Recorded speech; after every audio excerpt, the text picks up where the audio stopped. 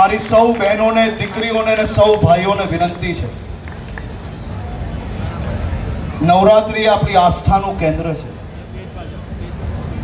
નવરાત્રિના તહેવારો પર અને નવરાત્રિના પર્વમાં મા અંબાની ભક્તિમાં જ્યારે આપણે સૌ લોકો રંગાઈ જતા હોઈએ ત્યારે આપણા પર્વને કોઈ બદનામ કરે એવું કામ નહીં કરતા. તમે તમારા માતા પિતા બધા જ તમારી ઉપર વિશ્વાસ રાખીને તમને સૌને છૂટ આપે છે.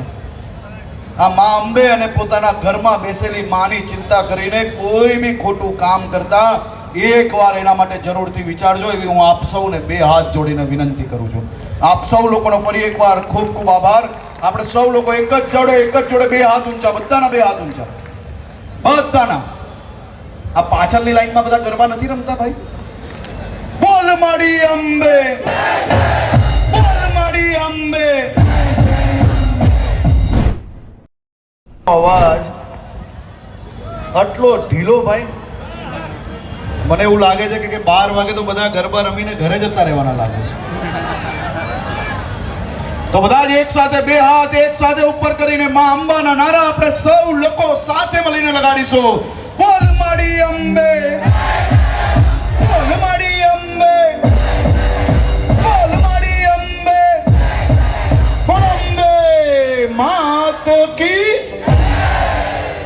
હું આજે મારા સુરત શહેરના સૌ નાગરિકો વતી સુરત શહેર પોલીસ પરિવારને સુરત શહેર પોલીસ કમિશનર શ્રી, એમના પત્ની અને એમની આખી સુરત શહેરની પોલીસની ટીમને શહેરના સૌ નાગરિકો વતી ખૂબ ખૂબ અભિનંદન અને આભાર માનવા આવ્યો છું. એ તમે કલ્પના તો કરો, પોલીસ દાંડિયા રમે છે ને, છે કે નહીં? કઈ અજબ ગજબની વાત છે કે નહીં? એ તમને સૌને ગરબા રમાડવા માટે રાત દિવસ એક કરીને આપણા સુરત શહેર પોલીસ પરિવારે તમારા સૌ માટે અહીંયા વ્યવસ્થાઓ કરી છે. તમને જાણીને આનંદ થશે, આપણી રક્ષા કરનાર પોલીસ જવાનો જે શહીદ થયા છે તેમના પત્ની અને પરિવારો દ્વારા અહીંયા સ્ટોલની વ્યવસ્થાઓ કરવામાં આવી છે. આજે આ વ્યવસ્થાઓ જોઈને મને ખૂબ આનંદ થયો અને તમારા વતી હું એમને અહીંયા આભાર માનવા અને અભિનંદન આપવા આવ્યો છું. આભાર આપવા પડે કે નહીં ભાઈ? માનવા પડે કે નહીં? આટલા કંજૂસ સુરતીઓ આપવા પડે કે નહીં આભાર? તો હું એમને આભાર બી આપું છું ને અભિનંદન બી માનું છું. મા અંબાના નવરાત્રિના 9 દિવસ એ આપણા સૌ ગુજરાતીઓ માટે આસ્થાના સૌથી મોટા દિવસો હોય છે.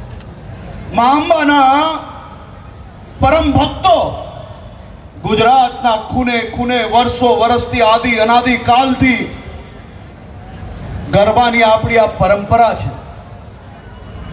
મારી ઉંમર ને મારાથી મોટી ઉંમરના અનેક લોકો એવા હશે કે જેને વર્ષો વર્ષથી મોડી રાત વહેલી સવાર સુધી ગરબા રમ્યા હોય. ત્યારે શેરી ગરબા હતા, આજે ગરબાનો રૂપ બદલાયો છે. આ ગરબા એ આપણી સૌની આસ્થાનું સૌથી મોટું કેન્દ્ર છે. આજે મા અંબાના ચરણોમાં વંદન કરીને મારી એક ગુજરાતની દીકરી જોડે ચાલે જે પ્રકારની ઘટના બની છે, મા અંબાના ચરણોમાં વંદન કરીને, મા અંબાને પ્રાર્થના કરીને એક જ મનોકામના માંગી છે કે મા અંબા આ ગુજરાતના એક એક પોલીસ જવાનોનું લોહી ઉકલી ગયું છે.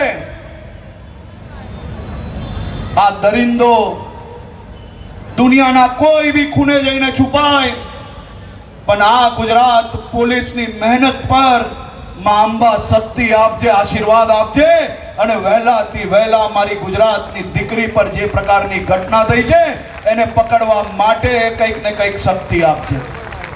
તમે કલ્પના કરો કે માત્ર આટલું કહ્યું અને અમારા સુરત શહેરના પોલીસ કમિશનર શ્રી એમ કહ્યું કે સાહેબ આપણી ગુજરાત પોલીસ રાત્રે ઊંઘશે નહીં, પરંતુ એને ગમે ત્યાંથી પકડીને લાવશે અને જીવનમાં ક્યારેય કોઈ દીકરી પર આંખ ઊંચી નહીં કરી શકે એ પ્રકારની પરિસ્થિતિ ઊભી થઈ છે, એવો અમે તમને એમ કે પોલીસ તરીકે વાદો આપીએ છીએ. તમે કલ્પના કરો કે ગરબા, આપણી પાસે રાજનીતિ માટે અનેક વિષયો હોય છે, પરંતુ માં અંબાના નવરાત્રિમાં મોડે સુધી ગરબા રમવું એ આપણો હક નથી? મને સંભળાતું નથી ભાઈ.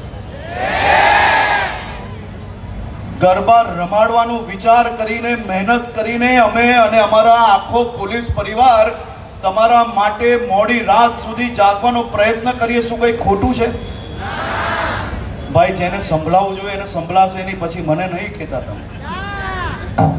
આ મોડે સુધી પોલીસ પરિવાર તમારા સૌ માટે જે મહેનત કરે છે, શું એ ખોટું છે? શું એની ઉપર કોઈ બી રાજનીતિ હોવી જોઈએ? ચાલે આવું? તો બસ આપ સૌનો ખૂબ ખૂબ આભાર.